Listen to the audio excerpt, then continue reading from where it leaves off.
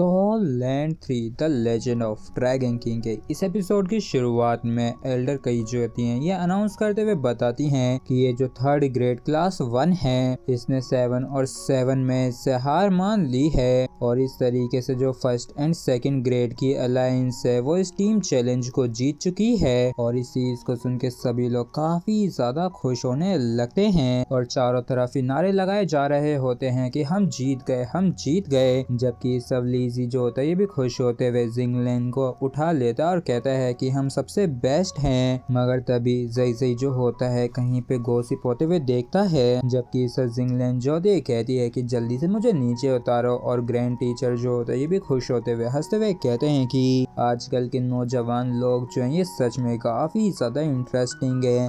और तभी एल्डर कई जो होती है भी कहती हैं कि मुझे एक और अनाउंसमेंट करनी है कि ये जो फर्स्ट एंड सेकंड ग्रेड की अलायंस है तो इन्होंने जो इतना गजब का परफॉर्मेंस किया है उसकी वजह से एकेडमी जो है ये स्टूडेंट के एक ग्रुप को इन दोनों ही ग्रेड से सेलेक्ट करेगी जो कि पार्टिसिपेट करेगी एक्सचेंज प्रोग्राम में, जो कि अभी से 6 महीने बाद होने वाला है स्टार लुआ कॉन्टिनेंट में। तो यहाँ तक कि और भी ज्यादा कड़ी मेहनत करना शुरू कर दो जिससे कि तुम लोग एक स्पोर्ट को अपने लिए एक जगह बना सको उन लोगों में जिन्हें स्टार लुआ कॉन्टिनेंट में जाने के लिए चूज किया जाएगा। और ये जो एक्सचेंज प्रोग्राम होगा ये तकरीबन 1 साल तक चलेगा।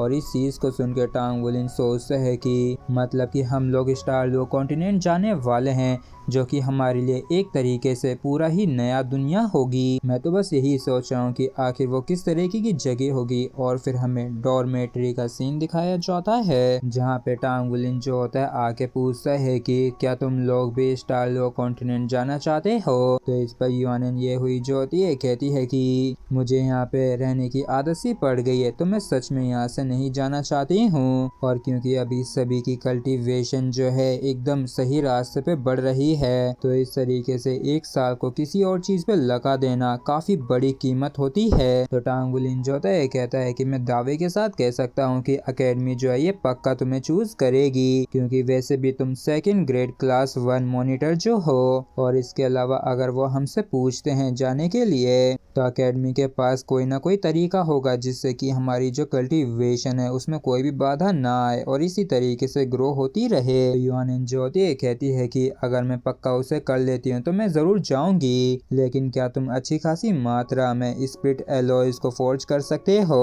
तो इस चीज को सुनकर टांग वुलिन भी परेशान हो जाता है और कहता है कि आखिर ऐसा क्यों, क्या तुम अब भी एक 1 वर्ड बैटल आर्मर मास्टर बनने के बारे में सोच रही हो क्या। और यहाँ तक कि अगर मैं उन्हें समय पे फोर्ज कर सका तब भी टाइम पर बैटल आर्मर बना पाना मुश्किल होगा। तो इस पर युआनन जो होती है कहती है कि अगर हम ऑटो ही अपना पूरा जोर लगा दें और एक साथ मिलके अलग अलग पीसेस के ऊपर काम करें तो मुझे लगता है कि ये पॉसिबल है कि हम लास्ट मोमेंट तक पूरी तरीके से फोर्ज करके उस सेट को तैयार कर सकें। तो टांग वुलिन जो होता है पूछता है कि लेकिन तुम्हें इसकी इतनी ज्यादा जरूरत क्या आन पड़ी। तो युआनन जो होती है कहती है कि आधे साल में तुम्हें हर हाल में अच्छी खासी मात्रा में स्प्लिट एलॉय को फोर्ज करना होगा जिससे कि 1 वर्ड बैटल आर्मर के लिए 8 सेट्स को क्राफ्ट किया जा सके, जबकि बाकी के हम सब जो हैं अपना पूरा जोर लगा देंगे जिससे कि हम में से एक के लिए आर्मर के एक सेट को पूरी तरीके से तैयार किया जा सके। जिसके बाद हम जो स्टार लुआ कॉन्टिनेंट में 1 साल बिताने वाले हैं तो वहाँ पे हम प्रीपेड एलॉयज का इस्तेमाल करेंगे जिससे कि हम लगातार बैटल आर्मर को प्रोड्यूस कर सकें सभी के लिए। तो टांग वुलिन जो होता है कहता है कि अगर इसकी बात की जाए तो जिंगलैंड तुम्हारा क्या कहना है। तो जिंगलैंड जो होती है कहती है कि मैं अब भी एक 5th रैंक की